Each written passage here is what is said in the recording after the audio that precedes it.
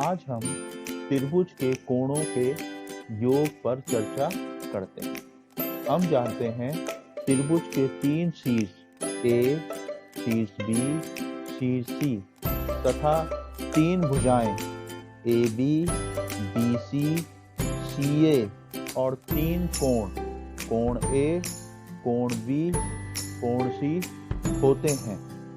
त्रिभुज के तीनों कोणों की मापों का योग 180 होता है। अतः कोण ए प्लस कोण बी प्लस कोण सी बराबर 180 डिग्री होता है।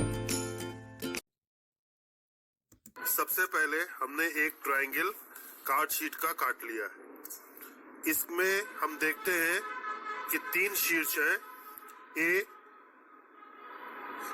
बी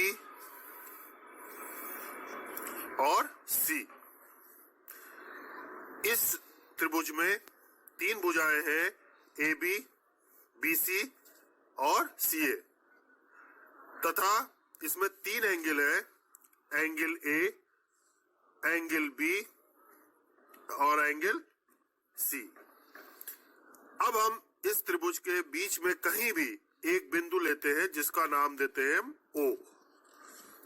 ओ से तीनों भुजाओं पर हम एक लाइन खींचकर उसको मिलाते हैं। ओ से ए बी पर, बी सी पर और सी ए पर एक लाइन बना देते हैं।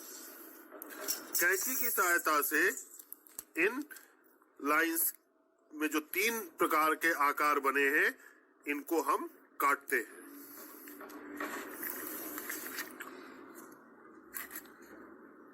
इससे हमारे पास तीन आकृतियां प्राप्त होंगी। ये हम कैंची की सहायता से उन लाइनों पर आकृतियां काट रहे हैं और ये हमारे पास तीन आकृतियां हो गई जिससे कि हमारे तीन एंगल अलग अलग हो गए। अब हम इन एंगल को, इन कोणों को एक साथ रखने की कोशिश करते हैं और देखते हैं कि क्या होता है।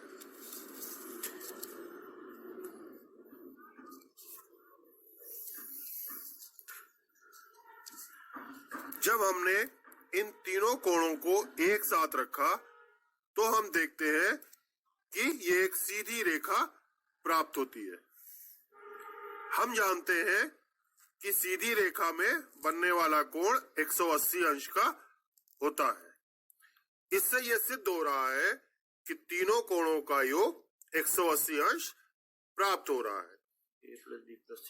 Angle A plus angle B plus angle C, इनका योग 180 अंश प्राप्त होता है। इस प्रकार हम कोई भी त्रिभुज लें और उसको इस तरह प्रयोग करें तो हम देखेंगे कि तीनों कोणों का योग 180 अंश प्राप्त होता है। इससे सिद्ध होता है कि किसी भी त्रिभुज के तीनों कोणों का योग 180 अंश होता है। आइए देखते हैं क्या कोणों का माप बदलने से त्रिभुज के कोणों का योग भी बदलता है।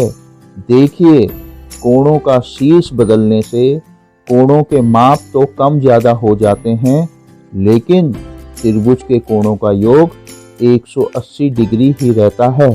अतः त्रिभुज के तीन कोणों का योग सदैव 180 डिग्री ही रहेगा।